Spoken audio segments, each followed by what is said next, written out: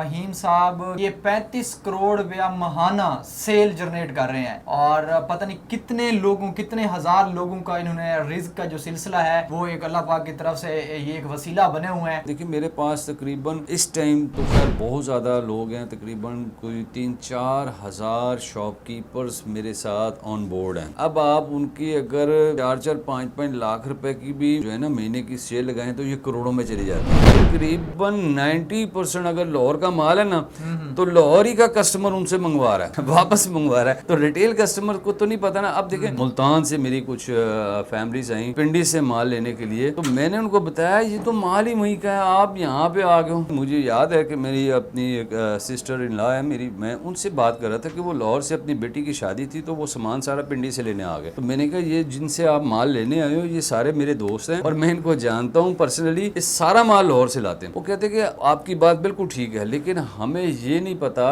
कि लाहौर में कौन सा माल किस जगह मिलेगा। आपने इतनी आसानी पैदा कर दी कि हमने पूरी दुकान अपने घर में बैठ के पूरा जनाब विद प्राइस हमने देख ली। मैं असमत बलोच एनपीजी मीडिया नेटवर्क के साथ आपकी खिदमत में हाजिर हूँ। नाज़रीन इकराम, आज हमारे साथ फ़हीम साहब मौजूद हैं।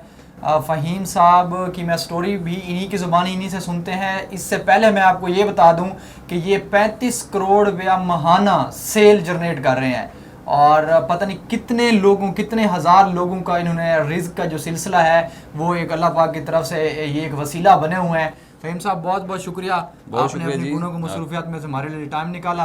फ़हीम साहब मुझे ये बताएं कि ये आपका जो इजी शॉपिंग पीके एक सेटअप है ये कब से स्टार्ट किया और 35 करोड़ रुपया महीना सेल कैसे आप जनरेट कर रहे हैं? बिस्मिल्लाहिर्रहमानिर्रहीम। पहले तो आपका बहुत बहुत शुक्रिया कि जनाब आपने आज हमें मदऊ किया यहाँ पे और लोगों को अवेयरनेस के लिए आप भी काम कर रहे हैं, हम भी यही काम कर रहे हैं कि लोगों को अवेयरनेस मिले जी। और जो 35 करोड़ वाली बात है ना, वो देखिए मेरे पास तकरीबन इस टाइम तो खैर बहुत ज़्यादा लोग हैं, तकरीबन कोई 3-4 हज़ार शॉपकीपर्स मेरे साथ ऑन बोर्ड हैं जी।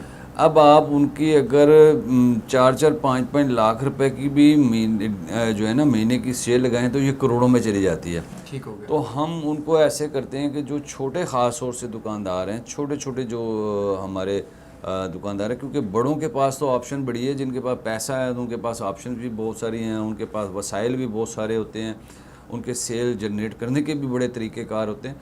लेकिन जो कम पढ़े लिखे लोग या छोटे कारोबारी लोग, उनकी तरफ कोई भी ध्यान नहीं देता था। तो ये हमने एक स्टार्ट लिया रावलपिंडी से और कोशिश की कि यार ये जो छोटे दुकानदार हैं ये बेचारे बड़े परेशान हैं और ख़ास तौर से कोविड के दिनों के अंदर बहुत ज़्यादा ये लोग परेशान थे।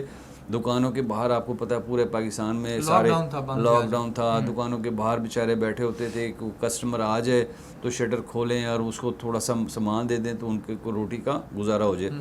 तो मैंने उनको थोड़ी सी अवेयरनेस दी और समझाया कि आप लोग सिर्फ दुकानें खोल लेना, माल डाल लेना यही कमाल नहीं है, इसके अलावा भी तरीक़ाकार हैं। तो उन्होंने मेरे से पूछा, क्योंकि पिंडी में यूनियन में भी रहा हूँ, प्रेसिडेंट भी रहा हूँ पिंडी का, तो इसलिए मुझे लोग थोड़ा सा जानते भी थे और थोड़ी सी एतमाद करते थे।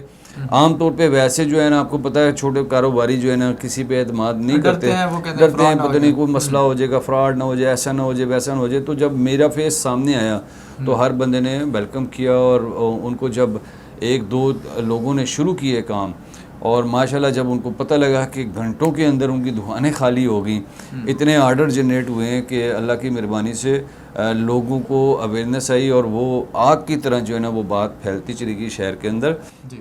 और रोज़ाना की बुनियाद पे बल्कि सिफारिशें करा के लोग मेरे पास आ रहे कि जी हमारा भी काम कर दें, हमारा भी कर दें। और मैंने कोशिश ये की कि मुझे 1 रुपया भी ना मिले बेशक, लेकिन ये जो अल्लाह की बनाई हुई मखलूक है ना, इसके लिए अगर मेरी ज़बान हिलाने से या मेरे से थोड़ी सी अवेयरनेस देने से अगर इनका भला होता है तो मैं ज़रूर करता हूँ। और मैंने किया उसका रिज़ल्ट ये हुआ कि मैंने देखा कि तकरीबन 5-7 यानी कि लाख रुपए की अगर एक दुकान आराम से सेल करना शुरू कर दिया। और फिर जो ओवरसीज़ ख़ास तौर से पाकिस्तानी थे, हमारी प्रोडक्ट्स जो ना पाकिस्तान से बाहर भी जाना शुरू होगी। और छोटे छोटे दुकानदारों को जब इंग्लैंड से, अमेरिका से, कनाडा से, यूएई से, बांग्लादेश से, इंडिया से ऑर्डर आने शुरू हुए तो उनका तो वैसे ही हौसला बढ़ गया। अब उनको ये पता नहीं था बेचारे, वो तो 2-2 4-4 पीस लेते थे और अपनी दुकान पे रख के बेचते थे। आज पिंडी जो है पूरी दुनिया में माल भेज रहा है। और मज़े की बात, कोई टेक्सटाइल की तरफ उनका वो माइल भी नहीं आप है। देखें ना, वो लोग ना इंडस्ट्रियल हैं, ना मैन्युफैक्चर हैं, ना डायरेक्ट इंपोर्टर हैं, ऐसे ही वो लोग आज पूरे पाकिस्तान में माल भेज रहे हैं। आपके लाहौर से माल बहुत सारा वो ज़्यादातर मंगाते हैं, या कराची से मंगाते हैं, या फैसलाबाद से, या गुजरात से। मज़े की बात यह है कि तकरीबन 90% अगर लाहौर का माल है ना, तो लाहौर ही का कस्टमर उनसे मंगवा रहा है। अच्छा, वापस वापस मंगवा रहा है। तो रिटेल कस्टमर को तो नहीं पता ना। अब देखें, मैंने बल्कि मेरे अपने बहुत सारे अजीज़ रिश्तेदार लाहौर के थे, कुछ और शहरों से आए, कराची से या मुल्तान से मेरी कुछ फैमिलीज आई पिंडी से माल लेने के लिए।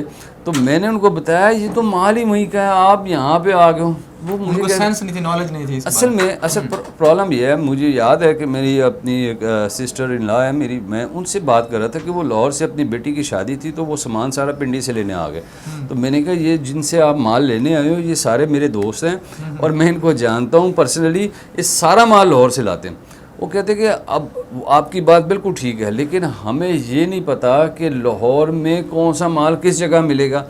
आपने इतनी आसानी पैदा कर दी कि हमने पूरी दुकान अपने घर में बैठ के पूरा जनाब विद प्राइस हमने देख ली, विजिट कर लिया। अब हमने शॉर्ट लिस्ट कर ली कि इस दुकान पे ये पड़ा, इस दुकान पे ये पड़ा, इस दुकान पे ये पड़ा। अब हम आए हैं पिंडी, हमने ये 4 दुकानों पे जाना, हमारी खरीदारी खत्म। अच्छा, मुझे सर ये बताएं कि आपके पास कौन सी गिद्दड़ सिंह है इस इजी शॉपिंग पीके के पास? सादा अल्फाज में ज़रा उन वेंडरों को समझाएं जो कि लाहौर में एक मैन्युफैक्चर कर रहे हैं, कुछ चीज़ बना रहे हैं, और उनको ज़रा समझ आ जाए। देखिए, एक तो मैंने आपको बताया ना कि कोविड के दिनों में जब हमने ये शुरू किया कि शुरू में स्टार्ट के अंदर हमारे साथ व्यूवरशिप जो है ना बहुत ज़्यादा बढ़ गई। तकरीबन 1 लाख, 1.5 लाख, 2 लाख, 3 लाख, 5 लाख विजिटर रोज़ का हमारे पास विजिट करना शुरू कर दिया यूट्यूब चैनल्स पे। ठीक है, फिर उसके बाद हमने पेज बना लिया, फिर हम इंस्टा पे चले गए, टिकटॉक पे चले गए, फिर अब वेबसाइट पे चले गए, अभी हम ऐप लॉन्च करने पे जा रहे हैं।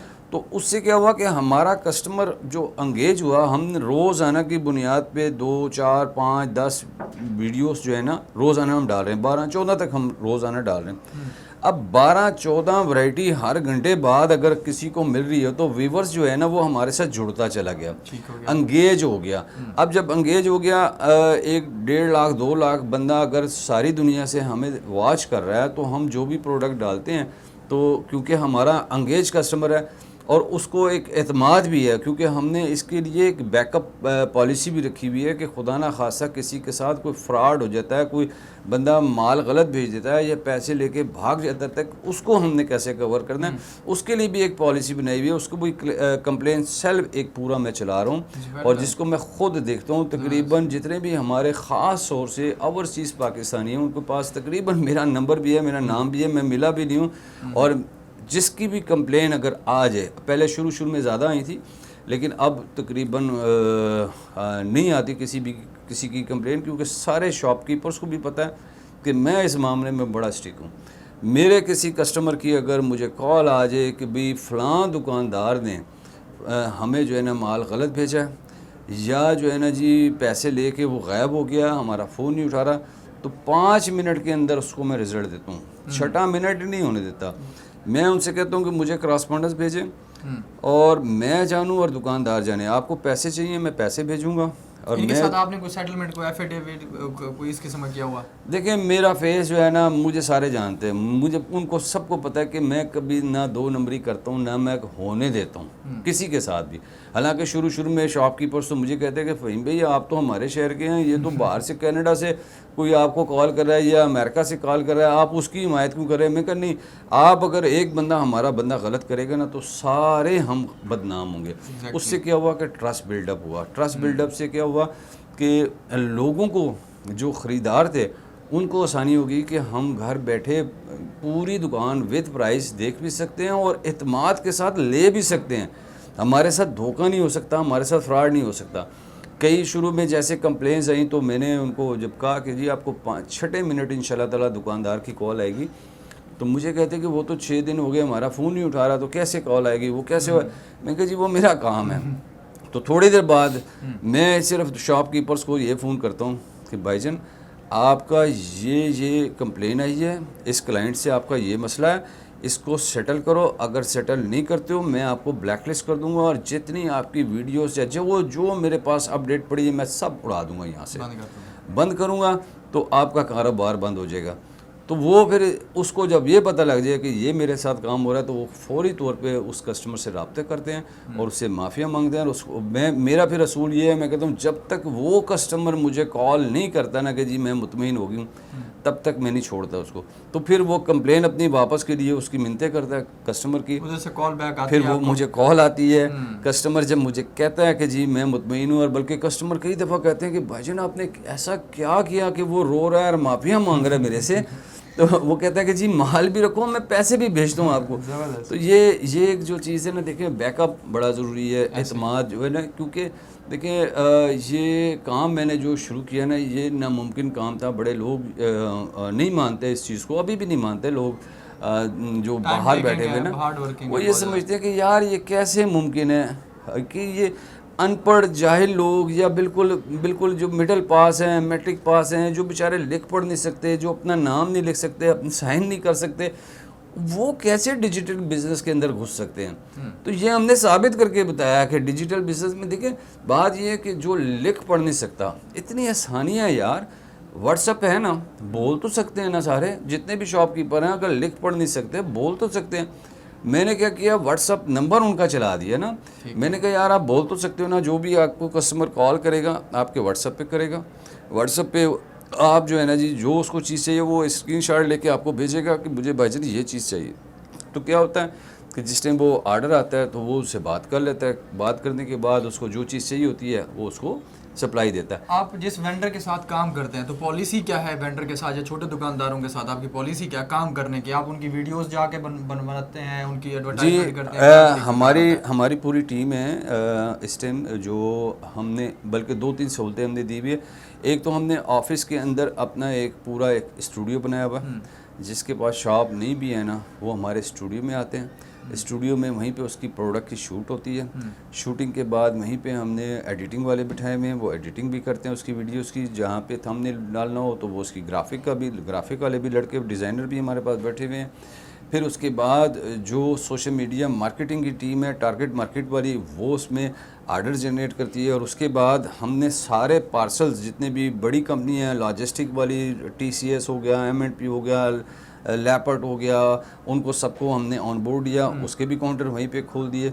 उसमें आसानी ये होगी कि 1 विंडो ऑपरेशन हम दे रहे हैं, जिसके अंदर सारी सर्विसेज हम मुहैया कर रहे हैं, आसानी पैदा कर दी। क्योंकि जिस टाइम ये हमने काम शुरू किया ना, तो दो फैक्टर जो है बड़े मसाइल पैदा कर रहे थे। एक तो बैंकिंग सेक्टर में लोड पड़ गया। देखिए पाकिस्तान से बैंकिंग सेक्टर में जब पेमेंट जितनी भी आनी है ना, चाहे वो इजी पैसे से आए, जैज़ कैश से आए, चाहे वो ओवरसीज़ बाहर से पेमेंट आएगी थ्रू बैंक ही आ रही है ना, ऐसे ही है। वहाँ लोड पड़ा।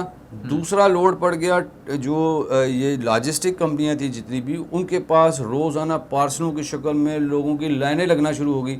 वो लोग बड़े डिस्टर्ब हुए, तो मैंने फिर वो लॉजिस्टिक भी अपने हैंड ओवर किया। मैं कि यहीं से हम सर्विस देते हैं, बेचारे यहाँ से हमारा शॉपकीपर वहाँ भी लगने के बजाय मामलात के एक ही जगह। नेक्स्ट जो मेरा टारगेट है ना इन सारों को, इंशाल्लाह ताला ये टारगेट मेरा जो है, मैं जब ऐप पे लेके जाऊंगा इनको, मेरा ये प्रोग्राम है कि ये शॉपकीपर अपनी दुकानों पे बैठें, अपने माल परचेज करें और हमारी टीम जाए उसको शूट करे।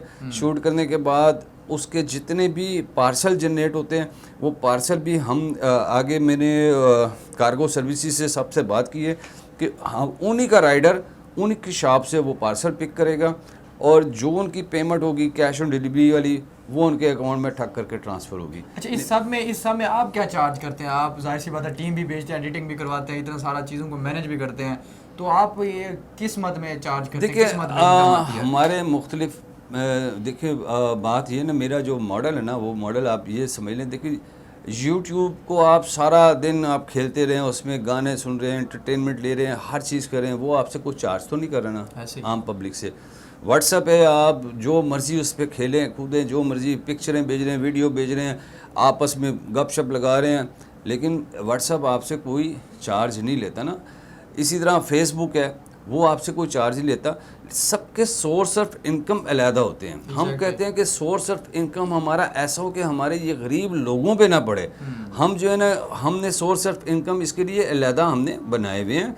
वो हमारे साथ जो मल्टीनेशनल कंपनी है, ठीक है, देखो जिसमें हमारे व्यूवर्स इतने ज़्यादा जिस टाइम मौजूद हो ना, तो हम एक इश्तिहार भी अगर चलाते हैं ना, तो हम वहाँ से अपना सोर्स ऑफ इनकम निकाल लेते हैं। हम कोशिश करते हैं कि इन शॉपकीपर्स के ऊपर जो है ना, सिर्फ़ और सिर्फ ये पड़े कि जो अगर थोड़ा बहुत ख़र्चा जो आता है वो हम उनसे थोड़ा बहुत लेते भी हैं। लेकिन कोशिश ये होती है कि ज़्यादातर जो है ना हमारे, क्योंकि शेयरदारी की वजह से हमें सारे अप्रोच कर लेते हैं, तो कोशिश हम करते हैं कि चलो यार ये अल्लाह की मखलूक है ना, इसके लिए काम करो, अल्लाह ताला आपके लिए करेगा। और आप सोच नहीं सकते कि जो बंदा इस चीज़ पे बिलीव करे कि अल्लाह ताला ऊपर है ना, अल्लाह की मखलूक के लिए आप अच्छा करोगे, अल्लाह ताला आपके लिए ऐसे ऐसे रास्ते निकालता है। मुझे पता है कि मैं अगर कुछ भी ना लूँ ना, तो मुझे पता है कि अल्लाह ताला ने मेरे लिए कौन कौन से रास्ते रोज़गार के निकाले हुए। ऐसे कितने वेंडर आपके साथ अभी तक काम कर रहे हैं पिंडी से और ओवरऑल पूरे पाकिस्तान से? देखिए तकरीबन कोई 3 से 3.5 हज़ार बंदा इस टाइम तक वेंडर मेरे साथ जुड़ चुका है, ठीक है। और सबको माशाल्लाह बिज़नेस भी जनरेट करके दे रहे हैं, ठीक है।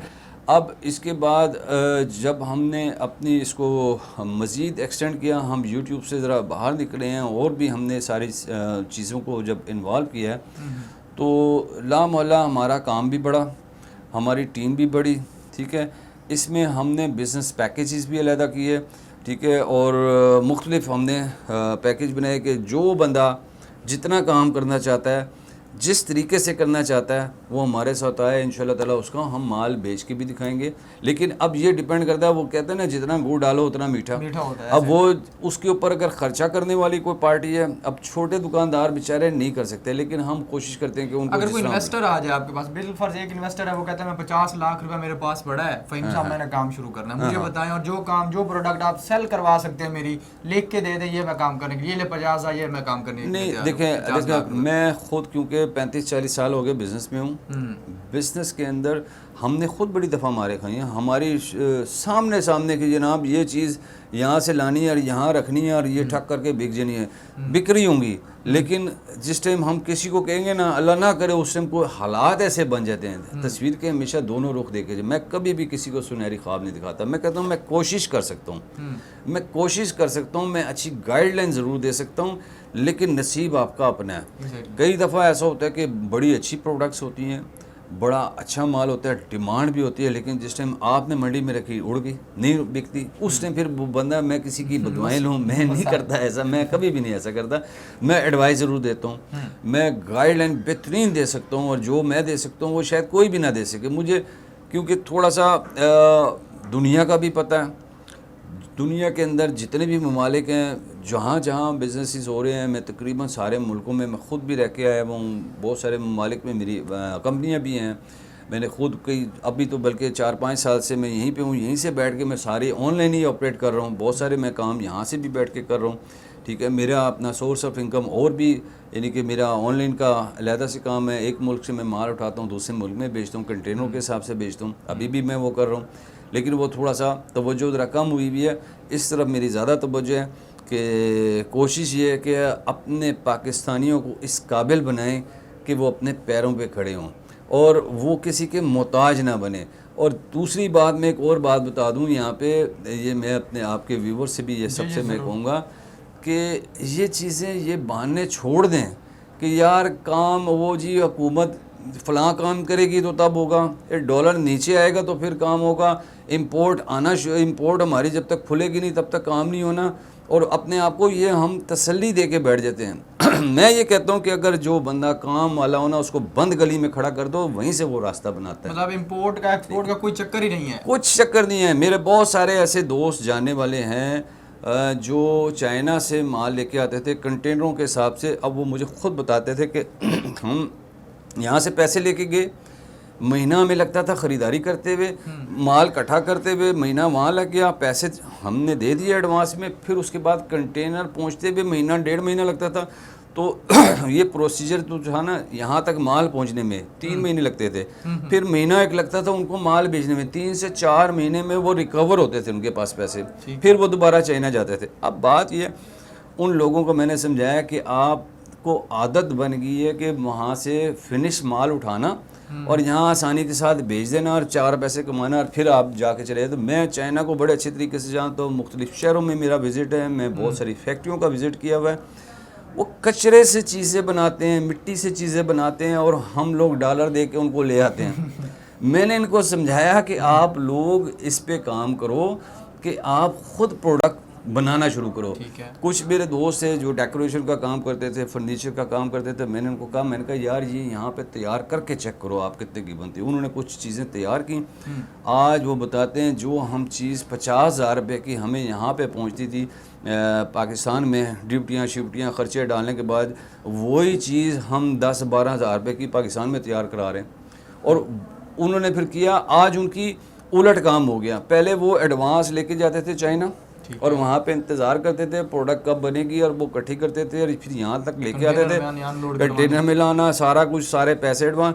आज उलट ये काम हो गया कि लोग पाकिस्तान से उनको एडवांस पैसे दे रहे हैं कि भाईजान ये मेरा ऑर्डर तैयार कर दे, ये एडवांस पैसे, और वो आगे से 2-2 महीने 3-3 महीने का टाइम दे रहा है, जी 2 महीने बाद आना, 3 महीने बाद आना, मैं आपकी प्रोडक्ट तैयार करूँ। इसी तरह एक और हमारे दोस्त हैं, वो बर्थडे की ये जो इवेंट्स के काम हैं वो करते थे, उसकी टोपियाँ और वो बर्थडे हैप्पी बर्थडे के बैनर और इस तरह की चीज़ें। तो वो उनको मैंने मशवरा में कि यार क्योंकि प्रिंटिंग के काम को भी थोड़ा सा समझता हूँ मैं, छोटे छोटे सारे कामों को समझता हूँ मैं, बिज़नेस से यानी कि रेडी वाले से लेके ना बड़े इंडस्ट्रियल तक को समझता हूँ मैं काम को। तो मैंने आइडिया, मैंने कहा यार मेरे हिसाब से ये कितने का लाया वो मेरे सामने एक वो बैनर से लेके, कहते ये 90 रुपये का मुझे ये कास्ट आया है चाइना से, जो इम्पोर्टर है उससे लेके आया। मैंने कहा यार ये मेरे ख्याल से अगर आप ये पाकिस्तान में प्रोड्यूस करो तो सस्ता पड़ेगा। कहता ये एक ऑर्डर लगा हुआ है बड़ा, मुझे अगर वो आता है तो मैं करता हूँ। उसने वो डाई शेप बनाई, मैंने उसको बताया कि ये इस तरह के चार्ट मिल जाते हैं, ग्रीन और वो गोल्डन और सिल्वर। मैंने कहा सिर्फ डाई बननी है, कटिंग होनी है, आपने फीता डालना है, यार इसमें तो कोई कमाल नहीं। आप अंदाज़ा करें जो वो 90 रुपये का होलसेल में ला रहा था वो 20 रुपये का खुद उसने तैयार कर लिया, ठीक है। अब वो जो इम्पोर्टर 90 रुपये का दे रहा था उसको वो 70 रुपये का दे रहा है। अच्छा, 20 रुपये का बना के 70 रुपये का उसको दे रहा है। देखिए मार्जिन ऑफ प्रॉफिट आप देखें। आ गया ये तो। कहने का मकसद ये है कि अगर हम लोग चाहें ना, पाकिस्तानी हमारा इतना टैलेंट है, लेकिन अगर हम लोग इस्तेमाल करें तब हम लोग अपने, क्योंकि काम नहीं करना चाहते, बहाने हमारे पास बहुत सारे हैं, टैलेंटेड होने के बावजूद बहाने हमारे पास, ज़्यादातर लोगों के पास बहाने हैं। और नहीं यार हालात ठीक होंगे तो ठीक होगा, हुकूमत कुछ करेगी तो होगा, ये ट्रैफिक का मसला हल होगा तो ठीक होगा, ये बिल्डिंग बनेगी तो तब मसला होगा, ये जनाब रोड खुलेगी तो मसला हल होगा। मैं कहता हूँ, मैंने अपने बाज़ारों में ये कहा, मैंने कहा आप सील करा दो, रोडें बंद कर दो, कस्टमर ला के देना मेरा काम है। ज़बरदस्त। क्यों? मैं लोगों को मैंने कहा यार आप उठा के माल घरों में ले जाओ, मैं तुम्हारे घरों में आके शूट करा के तुम्हें माल बिकवा दूंगा, सेल करवा दूंगा। तो ये बात है कि काम करने के तरीके होते हैं, सलीके होते हैं, करना चाहे तब। मैं तो सबको कहता हूँ जो काम करना चाहता है आगे आए काम करे। अच्छा, दूसरी जो आपने इन्वेस्टमेंट वाली बात की थी ना, मैं कभी भी किसी को नहीं कहता कि आप इन्वेस्टमेंट वाली साइड पे आओ। मैं ये कहता हूँ कि आज इतनी आसानी है, आज मोबाइल आपके हाथ में है यार, आप किसी भी होल सेलर के पिक्चर्स, वेबसाइट, सबकी उनकी चीज़ें पड़ी हुई हैं, उससे क्रॉसपॉन्डेंस करो, उनसे बात करो कि भाईजान ये मैं अगर आपको ये जो आप चीज़ बेच रहे हो, मैं अगर अपने सोशल मीडिया पे इसकी मार्केटिंग करके ऑर्डर जनरेट करके दूं तो मुझे क्या दोगे? वो आपको कोई ना कोई 5-10% आपको दे ही देगा ना कि ठीक है भाईजान अगर आप कर सकते हो तो करो। तो मैं खुद बहुत सारी चीज़ें दे सकता हूँ, मुझे पता है कौन कौन से होलसेलर हैं, मैं खुद बेचता हूँ कि भाई कई जो हमारी बहनें बच्चियाँ घरों में बैठी हुई हैं, बेकार बैठी हुई हैं, फजूल जो है ना सोशल मीडिया पे लगी हुई हैं, वो ये काम करें। और वो लोगों ने किए हैं। मुझे बड़ी खुशी होती है कि बहुत सारे बच्चे बच्चियाँ जो है ना बग़ैर इन्वेस्टमेंट किए लोगों के लिंक्स उठाए, अपने सोशल मीडिया पे डाले, अपने हल्का बाब रिश्तेदार दोस्त यारों में डाले और वहाँ से ऑर्डर जनरेट जैसे जैसे होते गए उसने उसको भेजते कि भाईजान ये 2 पीस फ़लाँ एड्रेस पे भेज दें, 50 पीस फ़लाँ एड्रेस पे भेज दें, फ़लाँ इतना जो उसका कमीशन है उसको मिल जाता है, उसका भी भला और वो जो घरों में बैठ के मेहनत कर रहे हैं उसका भी भला। अच्छा मुझे सर ये बताएं कि जो ये जो 35 करोड़ रुपए की मंथली आप टर्नओवर लगा रहे हैं, तो इसमें के ये जो आप सेल जनरेट करते हैं वो पैसा सारा आपके पास आता है या डायरेक्ट उनके अकाउंट में जाता है? क्योंकि एफबीआर का रोला भी होता है और ये सारे नहीं, तकरीबन देखें, तो इनको कैसे टैकल करते हैं? मैं इसका ये बताता हूँ। देखिए तकरीबन 300-400-500 बंदे को अगर आप लगाएं ना, 4-5 लाख रुपए पर मंथ भी आप लगाएं ना, तो ये कई करोड़ रुपए बन जाते हैं। ठीक है, अब मैं क्या करता हूँ कि मैं डायरेक्ट कर देता हूँ दुकानदार को, दुकानदार जाने और कस्टमर जाने। ठीक है, उसके अंदर हमारे पास ओवरसीज़ भी बहुत सारे लगते हैं। अब मैं अपने अकाउंट में तो सारे पैसे मंगाने से रहा, अब आपकी शॉप है, आपका माल है, आप अच्छे तरीके मेरा काम क्या है, उसको जो है ना डिस्प्ले करना। ठीक है ना, उसको डिस्प्ले करना, उसकी पब्लिसिटी, आपकी प्रोडक्ट की बेहतरीन तरीके से पब्लिसिटी करना, और आप ही का नंबर दे देना कि जिसने ऑर्डर करना है जनाब इसको करें। अब कस्टमर को आपकी कोई भी चीज़ पसंद आ गई तो उसने आपसे क्रॉसपॉन्डेंस करके आप ही के अकाउंट में पैसे भेजें। ठीक है ना, अब जो लोकल पार्सल होते हैं या पाकिस्तान के अंदर पार्सल होते हैं या COD होते हैं, वो तो आपने मुझे दे दिए, वो मेरे सामने आ जाते कि यार माशाल्लाह अच्छा काम कर रहे हैं जी कैश ऑन डिलीवरी पे। अब जो इंटरनेशनल पार्सल हैं वो आपने डायरेक्ट पैसे मंगाए और डायरेक्टली ही आपने उसको कार्गो किया, तो वो, लेकिन मुझे तो पता लग जाता है ना कि मेरे तो दोस्त आ रहे हैं सारे, मुझे बता देते हैं कि फ़हीम भाई आज हमें कनाडा से इतना ऑर्डर लगा है, कोई बताता है UK से इतना ऑर्डर लगा है, कोई फलां से लगा है। फिर तीसरी एक और चीज़ है जहाँ से मुझे पता लग जाता है सारी चीज़ों का, वो शॉपकीपर को भी नहीं पता।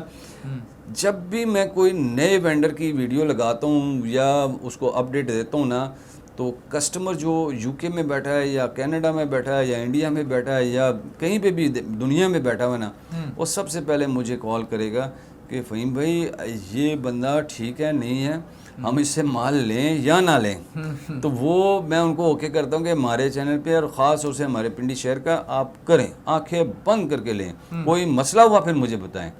तो वो फिर लेडीज़ जो है ना उनको कॉल करती है कि मैं फ़हीम भाई की सिस्टर बोल रही हूँ, तो देख लें अगर कोई गलत हो, जैसे वो मेरा नाम लेते हैं तो वो फिर कहते हैं सवाल ही पैदा नहीं होता। तो ये एक हमने जो है ना ट्रस्ट बिल्डअप किया हुआ है। तो होता क्या है कि वो डायरेक्ट कस्टमर जो है ना, जितने भी, अब 300 बंदे की अगर हमने वीडियोस डाल दी हैं, ठीक है, अब 300 के 300 को अलग अलग सबको ऑर्डर मिलेंगे, अलग अलग उनकी पेमेंट्स जाएंगी, उन्हीं के अकाउंट्स में जाएंगी। अब उसके साथ साथ उनको ये भी अवेयरनेस में देता हूँ साथ साथ कि यार पहली बात ये है कि आप लोग FBR में सब लोग अपने आप को रजिस्टर कराओ। क्यों? जितनी भी पेमेंट आपको बैंक से आ रही हैं, जितनी भी पेमेंट आपको जैज़ कैश से आ रही हैं, इजी पैसे से आ रही हैं, तो ये FBR की घंटी बजती रहेगी, तो आप टैक्स की तरफ भी आओ। तो काफ़ी सारे लोगों को उस तरफ भी लगाया कि जो देखिए गवर्नमेंट का, अब असल में लोगों को पता नहीं है, अवेयरनेस नहीं है। इनकम टैक्स का मतलब क्या है? इनकम, जो आपको इनकम हुई, खर्चे निकालने के बाद जो इनकम हुई उसके ऊपर टैक्स है। ठीक है ना, लोग समझते हैं करोड़ों रुपए की सेल है, ये ना हो गया। मैं कहा भाई करोड़ों की सेल है तो आप ये बताओ कि ये आपके एक्सपेंस है, और ये अगर करोड़ रुपए का आपने माल किसी का बेचा है तो ये जनाब 80 लाख रुपए के बिल थे जिनका माल आया था, हमारा तो ये कमीशन है। उस कमीशन में आप देखो कि आपके एक्सपेंस कितने, जो इनकम आई उसमें अगर यार 2-3%, 5% अगर गवर्नमेंट का देना भी पड़ गया साल का, तो कौन सी इसमें क़यामत आ जाएगी? तो वो फिर आहिस्ता आहिस्ता लोग उस तरफ भी चले गए। सर मुझे ये बताएं, आप लाहौर आप आए हुए हैं हमारे पास, तो हमें ये बताएं कि हमारे जो लाहौर के वेंडर हैं उनके लिए क्या खुशखबरी है, उनके लिए क्या पैकेज है, क्या? लाहौर तो जिंदा दिल के लोग हैं हमारे, बड़े प्यारे, बड़े प्यार करने वाले, और मैं बल्कि बहुत शॉर्ट टाइम के लिए आया था और मैं शाम को वापस पहुंचना है। लाहौर में इंशाल्लाह ताला मैं विज़िट करूंगा, भरपूर तरीके से करूंगा। जितने भी वेंडर्स लाहौर में तो माशाल्लाह बहुत बड़े हैं, हम जब छोटे छोटे रिटेलर्स को चला सकते हैं तो होलसेल तो माशाल्लाह यहाँ पे तो मैन्युफैक्चरर्स, होलसेलर बहुत सारे हैं और बहुत सारी अच्छी क्वांटिटी में यहाँ पे लोग हैं। इनको हम वेलकम करते हैं। जो भी हमारे साथ रब्ता करेगा इंशाल्लाह हम उसको भरपूर कोशिश करेंगे कि अपने प्लेटफॉर्म से उनको हम कोशिश करेंगे कि अच्छे आर्डर लेके दें, ठीक है। लेकिन हम साथ साथ ये भी देखेंगे कि जो क्योंकि होलसेलर और रिटेलर का मिजाज मुख्तलिफ होता है। अब रिटेलर जो है ना वो एक पीस के लिए भी ना 10 दिन बाजी करता रहेगा फ़ोन के ऊपर, बाजी ये ले लो, बाजी ये ले लो, बाजी ये ले लो। होलसेलर नहीं कर सकता, उसमें इतनी ज़रूरत नहीं है। वो जनाब वो कहेगा कि मैं इतनी देर में तो पता नहीं लाख रुपए की सेल कर लूँगा, ये जितनी देर में जनाब ये मुझे एक या दो पीस के लिए तंग कर रही हैं लेडीज़।